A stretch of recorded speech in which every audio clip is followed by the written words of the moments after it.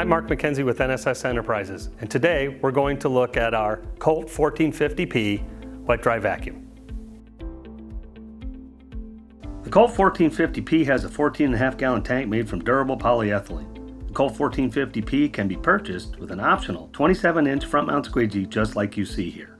The front mount squeegee is equipped with a chemical resistant line detect squeegee blade and is an excellent option for picking up floor stripping chemicals. Because of its symmetric design, the Colt 1450P's squeegee picks up moving forward or backward.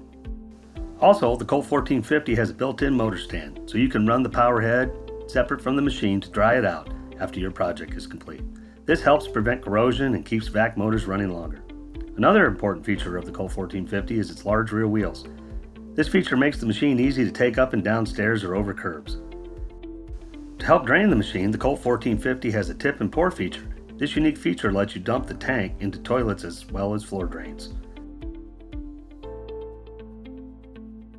Hoses and tools are sold separately, and NSS has a large variety of tools available for every application.